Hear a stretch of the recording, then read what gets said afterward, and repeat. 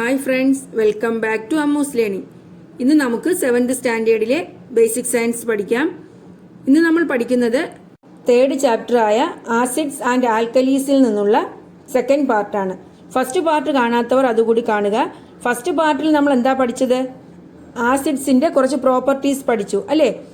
Hibiscus paper ഉപയോഗിച്ച് കുറച്ച് ലിക്വിഡ്സിൽ നിന്നും ആസിഡ് ആയിട്ടുള്ളവ ഏതാണ്, അല്ലാത്തവ ഏതാണെന്ന് കണ്ടുപിടിച്ചു. ആസിഡിൽ ലിറ്റ്മസ് പേപ്പർ എന്താകും? റെഡ് ആകും. അതുപോലെ ആസിഡിന് സോർ ടേസ്റ്റ് ആണ്, പുളി രുചിയാണ്.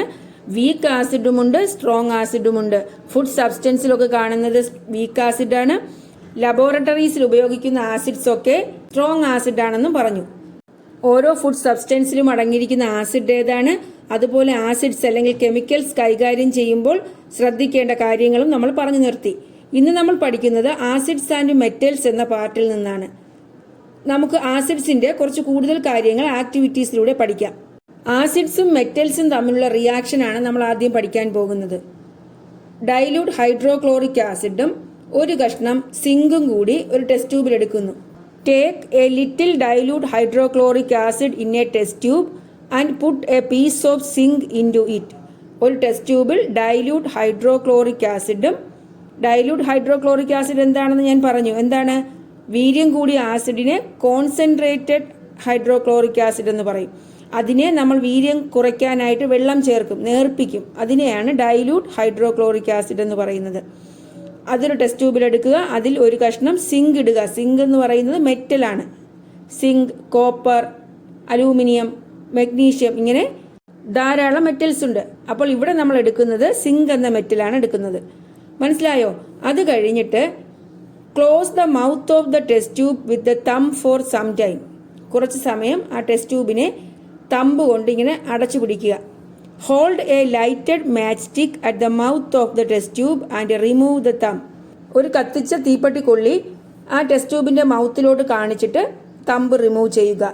What has happened? എന്താണ് സംഭവിക്കുന്നതെന്ന് നമ്മൾ ഒബ്സർവ് ചെയ്തിട്ട് അത് നമ്മൾ ഡയറിയിൽ കുറിക്കുക.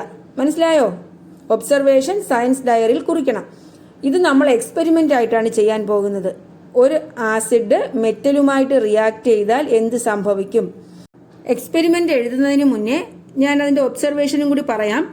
ഡൈല്യൂട്ട് ആയിട്ടുള്ള ഹൈഡ്രോക്ലോറിക് ആസിഡ് സിങ്കുമായി റിയാക്ട് ചെയ്ത് ഹൈഡ്രജൻ ഗ്യാസ് ഉണ്ടാകും. എന്താണ്? ഹൈഡ്രജൻ ഉണ്ടാകും. അപ്പോൾ ഹൈഡ്രോക്ലോറിക് ആസിഡ് സിങ്കുമായി റിയാക്ട് ചെയ്ത് എന്തുണ്ടാകും? Hydrogen is produced. Hydrogen is inflammable. Hydrogen എന്താണ്? കത്തുന്ന വാതകമാണ്. Hydrogen gas evolves from the test tube and burns with a low noise when lighted. ഈ ഉണ്ടാകുന്ന ഹൈഡ്രജൻ ഗ്യാസ് ടെസ്റ്റ് ട്യൂബിന്റെ മുകളിലോട്ട് വന്നിട്ട് ഈ കത്തിച്ച തീപ്പെട്ടിക്കൊള്ളി കാണിച്ചപ്പോൾ ലോ നോയിസിൽ അത് കത്തുന്നത് കാണാം. മനസ്സിലായോ? ചെറിയൊരു പോപ്പ് സൗണ്ടിൽ അത് കത്തുന്നു. ഇനി നമുക്കത് എക്സ്പെരിമെന്റിലൂടെ എഴുതാം. എന്താണ്? ഒരു ആസിഡ് മെറ്റലുമായിട്ട് റിയാക്ട് ചെയ്താൽ എന്താണ് സംഭവിക്കുന്നത് എന്ന് പ്രൂവ് ചെയ്യാനാണ്. അല്ലെങ്കിൽ ഒരു ആസിഡ് മെറ്റലുമായിട്ട് റിയാക്ട് ചെയ്താൽ ഹൈഡ്രജൻ ഗ്യാസ് ഉണ്ടാകുന്നു എന്ന് പ്രൂവ് ചെയ്യുക. മനസ്സിലായോ? നമ്മളോട് എക്സ്പെരിമെന്റ് എന്താണോ ചോദിക്കുന്നത് അതിനനുസരിച്ച് നമുക്ക് എയിം എഴുതാം. ഇപ്പോൾ മെറ്റലും ആസിഡും കൂടി റിയാക്ട് ചെയ്താൽ ഹൈഡ്രജൻ ഉണ്ടാകുന്നു എന്നുള്ള ഒരു എക്സ്പെരിമെന്റ് എഴുതാൻ പറഞ്ഞാൽ നമുക്ക് എയിം എങ്ങനെ എഴുതാം? To prove that when an acid react with a metal, hydrogen is produced. അതാണ് നമ്മുടെ എയിം.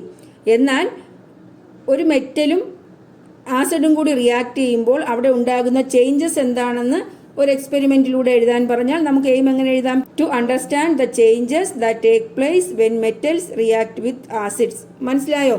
അതുകൊണ്ട് ഞാനിവിടെ എയിം രണ്ടും എഴുതുകയാണ്. നിങ്ങൾ ക്വസ്റ്റ്യൻ ഏതാണോ എക്സ്പെരിമെന്റ് ചോദിക്കുന്നത് അതിനനുസരിച്ച് നമുക്ക് എയിം എഴുതാം.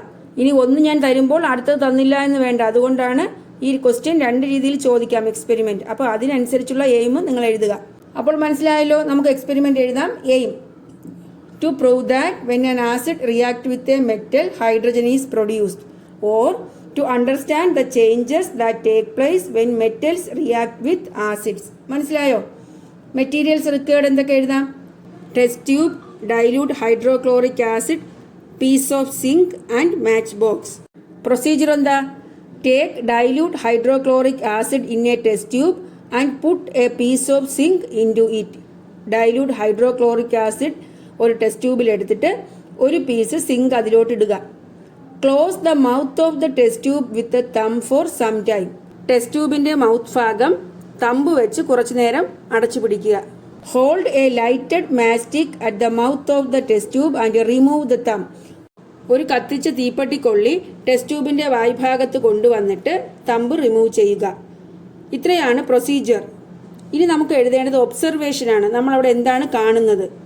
എന്തെഴുതാം? When zinc is added into the hydrochloric acid a colourless and odourless gas is formed. Zinc hydrochloric ആസിഡിൽ ആഡ് ചെയ്തപ്പോൾ കളറില്ലാത്ത മണമില്ലാത്ത ഒരു ഗ്യാസ് ഫോം ചെയ്തു. When we showed a lighted match stick at the open mouth of the test tube the gas burns with a low noise.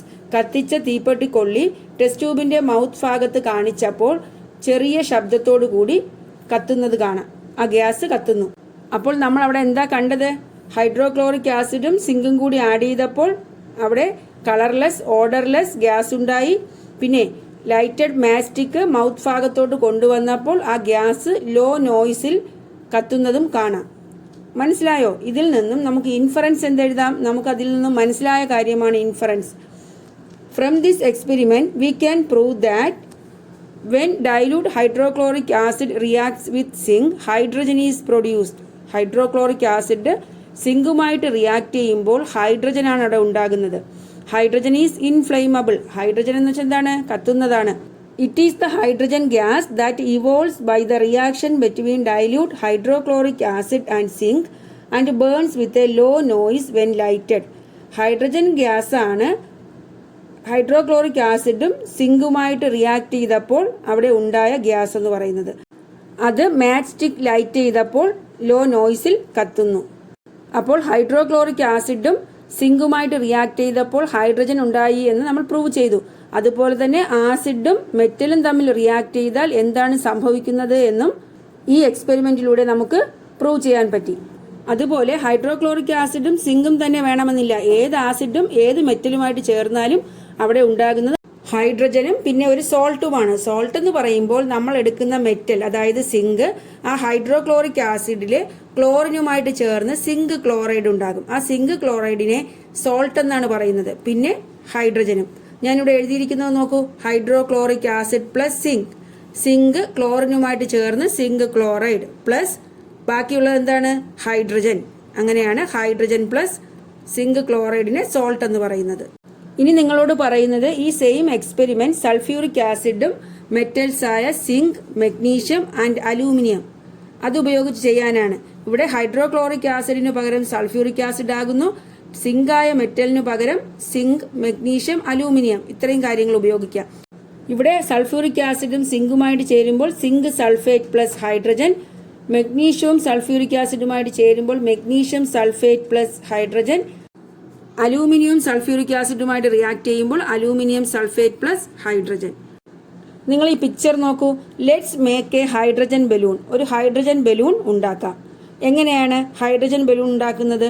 നമ്മളിപ്പോൾ പറഞ്ഞു, ഒരു ആസിഡും മെറ്റലുമായിട്ട് റിയാക്ട് ചെയ്താൽ ഹൈഡ്രജൻ ഗ്യാസ് ഉണ്ടാകും. അപ്പോൾ ആ ബലൂണിൽ ഏത് ഗ്യാസ് ആയിരിക്കും നിറഞ്ഞിരിക്കുന്നത്? Which gas fills the balloon? Hydrogen gas ആണ്. അതെങ്ങനെ മനസ്സിലായി? അവിടെ ഏത് റിയാക്ഷനാണ് നടക്കുന്നത്? ആസിഡും സിങ്കും തമ്മിലുള്ള റിയാക്ഷനാണ്. ആസിഡും മെറ്റലും തമ്മിൽ റിയാക്ട് ചെയ്താൽ അവിടെ ഹൈഡ്രജൻ ഗ്യാസ് ഉണ്ടാകും. ആ ഹൈഡ്രജൻ ഗ്യാസ് ആണ് ആ ബലൂണിൽ നിറഞ്ഞിരിക്കുന്നത്. മനസ്സിലായോ? Which gas fills the balloon? Hydrogen. From where did the gas come? Due to the reaction between acid and metal. ആസിഡിന്റെയും മെറ്റലിന്റെയും റിയാക്ഷന്റെ ഫലമായാണ് ഹൈഡ്രജൻ ഉണ്ടായത്. ഇനി നമുക്കൊരു സയന്റിസ്റ്റിനെ പറ്റി പഠിക്കാം. Henry Cavendish. ആരാണ്? Henry Cavendish.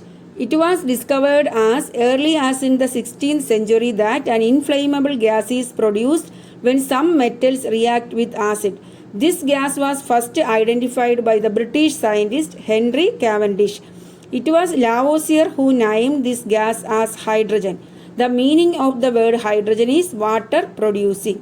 അപ്പോൾ ഹെൻറി കാവൻഡിഷ് ആണ് ആദ്യമായി ഹൈഡ്രജൻ ഗ്യാസ് കണ്ടുപിടിച്ചത്. മെറ്റൽ ആസിഡുമായിട്ട് റിയാക്ട് ചെയ്ത് ഒരു ഗ്യാസ് ഉണ്ടാകുന്നു എന്ന് കണ്ടുപിടിച്ചത് ആരാണ്? Henry Cavendish. എന്നാൽ ഹൈഡ്രജൻ ഗ്യാസിന് ഹൈഡ്രജൻ എന്ന പേര് നൽകിയത് ആരാണ്? ലാവോസിയർ. മനസ്സിലായോ? ലാവോസിയർ ആണ് ഹൈഡ്രജൻ ആ പേര് നൽകിയത്. Meaning of hydrogen. ഹൈഡ്രജൻ എന്ന വേർഡിന്റെ മീനിങ് എന്താണ്? Water producing. വാട്ടർ പ്രൊഡ്യൂസിങ് എന്നാണ് ഹൈഡ്രജൻ എന്ന വേർഡിൻ്റെ മീനിങ്. ഇത്രയും കാര്യങ്ങൾ മനസ്സിലായല്ലോ. What is the meaning of the word hydrogen? എന്താണ്? Water producing. Name the scientist who gave the name hydrogen. Lavoisier. Who identified the hydrogen gas for the first time. ആരാണ് hydrogen gas first identify ചെയ്തത്? Henry Cavendish. മനസ്സിലായല്ലോ. Have you noticed the bottle and it stopper use to store acid in the laboratory. ലബോറട്ടറിയിൽ acid സൂക്ഷിക്കുന്ന ബോട്ടിലിൻ്റെ stopper നിങ്ങൾ ശ്രദ്ധിച്ചിട്ടുണ്ടോ? അടപ്പ്. Why are metal stoppers not used? എന്തുകൊണ്ടാണ് മെറ്റൽ സ്റ്റോപ്പർ ഉപയോഗിക്കാത്തത്? Acids react with metals and destroy them. ഈ acids എന്ന് പറയുന്നത് മെറ്റൽസുമായിട്ട് റിയാക്ട് ചെയ്യും, അങ്ങനെ അത് നശിക്കാൻ കാരണമാകും. അതുകൊണ്ടാണ് acids are not kept in bottles with metal stopper. മനസ്സിലായോ? Acids react with metals and destroy them. The pickles we commonly use are acidic in nature. Are they stored in metal containers? എന്താണ്? നമ്മൾ ഉപയോഗിക്കുന്ന അച്ചാറുകൾ acidic in nature, acid സ്വഭാവമുള്ളതാണ്. അത് metal കണ്ടെയ്നേഴ്സിൽ ഉപയോഗിക്കുമോ? ഇരുമ്പിൻ്റെ ടിന്നിലോ aluminium പാത്രത്തിലോ അങ്ങനെ metal കണ്ടെയ്നേഴ്സിൽ നമ്മൾ സൂക്ഷിക്കാറുണ്ടോ? ഇല്ല അല്ലേ? കാരണം എന്താ? The pickles we commonly used are acidic in nature. Acids react with metals and new substances are formed. The new substance formed may cause health problems. നമ്മൾ സാധാരണയായി ഉപയോഗിക്കുന്ന പിക്കിൾസ് എന്ന് പറയുന്നത് അസിഡിക് ആണ്, acidic in nature. Acid react ചെയ്യും മെറ്റൽസുമായിട്ട്, അങ്ങനെ പുതിയ substance ഉണ്ടാകും. ഈ ന്യൂ സബ്സ്റ്റൻസ് എന്ന് പറയുന്നത് ഹെൽത്ത് പ്രോബ്ലംസ് ഉണ്ടാക്കുന്നതാണ്. അതുകൊണ്ടാണ് പിക്കിൾസ് മെറ്റൽ കണ്ടെയ്നേഴ്സിൽ സൂക്ഷിക്കാത്തത്. പിക്കിൾസ് മാത്രമാണോ അസിഡിക് സ്വഭാവമുള്ളത്? നമ്മൾ കഴിഞ്ഞ ക്ലാസ്സിൽ കുറേ സബ്സ്റ്റൻസ് പഠിച്ചു അല്ലേ? ടാമറിൻ പുളി, ബട്ടർ മിൽക്ക് മോര്, വിനീഗർ, ലെമൺ ജ്യൂസ് നാരങ്ങ ജ്യൂസ്, ഇതെല്ലാം ആസിഡ് സ്വഭാവമുള്ളതാണ്. അതുകൊണ്ട് തന്നെ ഇതൊന്നും മെറ്റൽ കണ്ടെയ്നേഴ്സിൽ നമ്മൾ സൂക്ഷിക്കാറില്ല. അലൂമിനിയം വെസലാണോ എർത്തേൺ പോട്ട് മൺകലമാണോ അല്ലെങ്കിൽ മൺപാത്രമാണോ more suitable for preparing food containing buttermilk? Buttermilk അടങ്ങിയ ഫുഡ് പ്രിപ്പയർ ചെയ്യാൻ ഏറ്റവും സ്യൂട്ടബിൾ അലൂമിനിയം വെസലാണോ എർത്തേൺ പോട്ടാണോ?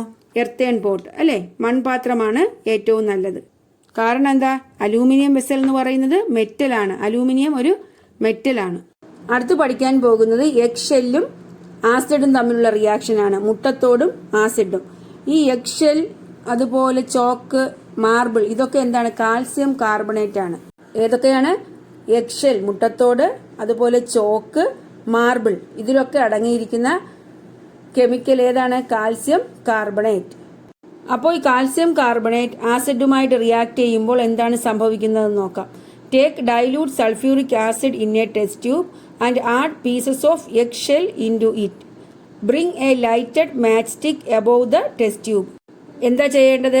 ഒരു ടെസ്റ്റ് ട്യൂബിൽ ഡൈല്യൂട്ട് സൾഫ്യൂറിക് ആസിഡ് എടുക്കുക, അതിലേക്ക് കുറച്ച് കഷ്ണം എഗ് ഷെൽ ഇടുക, മുട്ടത്തോടിൻ്റെ കഷ്ണം ഇടുക. Bring a lighted match stick above the test tube. Test ട്യൂബിൻ്റെ മുകളിലായി കത്തിച്ച ഒരു മാച്ച് സ്റ്റിക്ക്, തീപ്പെട്ടിക്കൊള്ളി കൊണ്ടുവരിക. അപ്പോൾ എന്താണ് സംഭവിക്കുന്നത് എന്ന് നമ്മൾ ഒബ്സർവ് ചെയ്ത് എഴുതണം. ഇവിടെയും എക്സ്പെരിമെൻ്റ് എഴുതുന്നതിന് മുന്നേ എന്താണ് സംഭവിക്കുന്നതെന്ന് പറയാം. ഈ ഡൈല്യൂട്ട് സൾഫ്യൂറിക് ആസിഡിൽ എഗ് ഷെല്ലിൻ്റെ പീസ് ഇടുമ്പോൾ ഒരു കളർലെസ് ഓർഡർലെസ് ഗ്യാസ് ഉണ്ടാകും. കത്തിച്ച ഒരു തീപ്പെട്ടിക്കൊള്ളി ടെസ്റ്റ് ട്യൂബിൻ്റെ മുകളിൽ കൊണ്ടുവരുമ്പോൾ ആ തീ കെട്ടുപോകുന്നതായി കാണാം, അണഞ്ഞു പോകുന്നു. മനസ്സിലായോ? അപ്പോൾ അവിടെ ഉണ്ടായ ഗ്യാസ് കാർബൺ ഡൈ ഓക്സൈഡ് ആണ്. കാർബൺ ഡൈ ഓക്സൈഡ് എന്ന് പറയുന്നത് ഫയർ എക്സ്റ്റിങ്ക്യൂഷർ ആണ്. തീയെ കെടുത്തുന്ന ഗ്യാസാണ് കാർബൺ ഡൈ ഓക്സൈഡ്. അപ്പോൾ കാർബൺ ഡൈ ഓക്സൈഡ് ഗ്യാസ് ഉണ്ടായതുകൊണ്ടാണ് ആ തീപ്പെട്ടിക്കൊള്ളി അണഞ്ഞു പോയത്. അപ്പോൾ നമുക്കിത് എക്സ്പെരിമെൻ്റ് ആയിട്ട് എഴുതാം. എന്താ ചെയ്യും? To prove that when acids react with carbonates carbon dioxide is produced. Acid കാർബണേറ്റ്സുമായിട്ട് റിയാക്ട് ചെയ്യുമ്പോൾ കാർബൺ ഡൈ ഓക്സൈഡ് ഉണ്ടാകുന്നു എന്ന് പ്രൂവ് ചെയ്യുക. കാർബണേറ്റ്സ് എവിടെ നിന്നാണ്? മുട്ടത്തോടിൽ അടങ്ങിയിരിക്കുന്നത് കാൽസ്യം കാർബണേറ്റ്, ചോക്കിൽ അടങ്ങിയിരിക്കുന്നത് കാൽസ്യം കാർബണേറ്റ്സ് ആണ്. അപ്പോൾ കാർബണേറ്റ്സുമായിട്ട് റിയാക്ട് ചെയ്യുമ്പോൾ കാർബൺ ഡൈ ഓക്സൈഡ് ഗ്യാസ് ഉണ്ടാകുന്നു എന്ന് പ്രൂവ് ചെയ്യണം. മെറ്റീരിയൽസ് റിക്വയർഡ് ഏതൊക്കെയാ? A test tube, pieces of egg shell, dilute sulphuric acid, പിന്നെ എ മാച്ച് ബോക്സ്. പ്രൊസീജിയർ എന്ത് എഴുതാം? Take dilute sulphuric acid in a test tube and add pieces of egg shell into it. Bring a lighted match stick above the test tube and observe. Dilute sulphuric acid ഒരു test ട്യൂബിൽ എടുക്കുക, കുറച്ച് കഷ്ണം egg shell അതിലോട്ട് ഇടുക, ഒരു കത്തിച്ച match stick test ട്യൂബിൻ്റെ മുകളിലോട്ട് കൊണ്ടുവന്നിട്ട് എന്താണ് സംഭവിക്കുന്നതെന്ന് ഒബ്സർവ് ചെയ്യുക. ഒബ്സർവേഷൻ എന്തെഴുതാം? A colourless and odourless gas is produced when we showed a lighted match stick above the test tube it extinguishes fire. Extinguishes എന്ന് വെച്ചാൽ തീ കെടുത്തുക.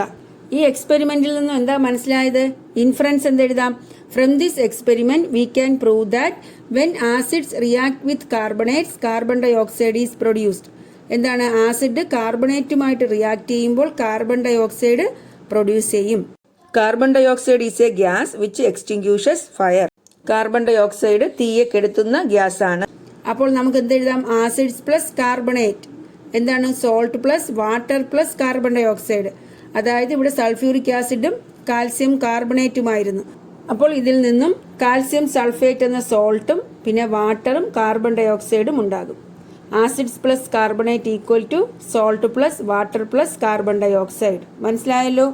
അതുപോലെ ഇവിടെ സൾഫ്യൂറിക് ആസിഡും കാൽസ്യം കാർബണേറ്റുമാണ് എടുത്തത്, അതായത് മുട്ടത്തോടിലെ കാൽസ്യം കാർബണേറ്റ്.